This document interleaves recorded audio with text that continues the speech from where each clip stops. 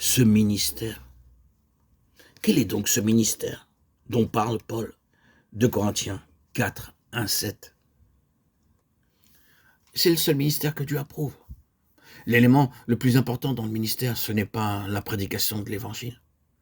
Car Dieu qui a dit « la lumière brillera du sein des ténèbres » a fait briller la lumière dans nos cœurs pour faire resplendir la connaissance de la gloire de Dieu sur la face de Christ.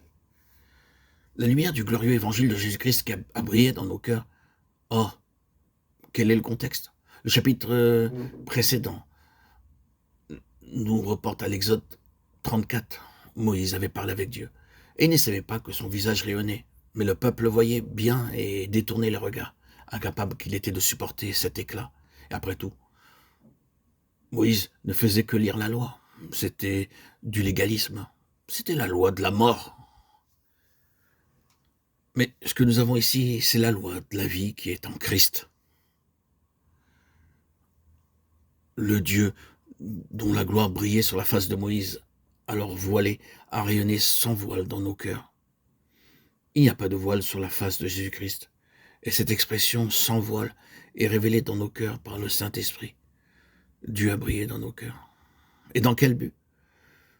Comme pour Moïse, dans le même but, pour faire connaître aux autres la pensée de Dieu. Comment les hommes, en effet, en viennent-ils à reconnaître la pensée de Dieu? Par la manifestation de la gloire de Dieu sur la face de Christ, telle qu'elle rayonne de notre vie intérieure. Christ en nous, l'espérance de la gloire.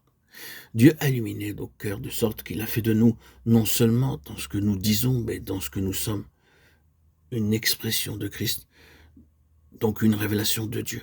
Voilà le ministère. Si l'on appliquait ce critère à tout le ministère d'aujourd'hui, je me demande quelle proportion survivrait à l'épreuve. Dans combien de cas le ministère contemporain est-il vraiment le rayonnement et la manifestation de la gloire de Dieu, révélée dans le cœur? C'est là ce qu'il nous faut. Une histoire secrète avec Dieu. Si notre ministère était cela, tout entier, quel fruit ne verrions-nous pas mûrir? Nous avons ce trésor, cette révélation du Seigneur Jésus dans nos cœurs, dans des vases de terre. Il veille à ce que nous ne puissions pas prendre pour nous la moindre gloire, ou devenir un objet d'attraction ou d'intérêt pour les hommes, afin que cette extraordinaire puissance, révélation qui soit attribuée à Dieu et non pas à nous, la puissance débordante de sa vertu, afin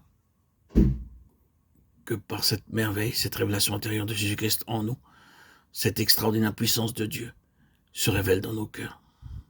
Est-ce que vous demandez à Dieu de la puissance pour votre ministère? Ouvrez donc vos cœurs à cette extraordinaire puissance de Jésus-Christ. Elle ne peut être dépassée. Il n'est donc pas étonnant que l'effort de l'ennemi tende à aveugler les pensées. Car une fois que cette lumière de la connaissance de la gloire de Dieu sur la face de Christ a pu se frayer un chemin, le crédit de Satan est ruiné. C'est la révélation de Jésus-Christ qui le met en déroute. Quand le Seigneur Jésus sera manifesté, l'empire satanique aura vécu.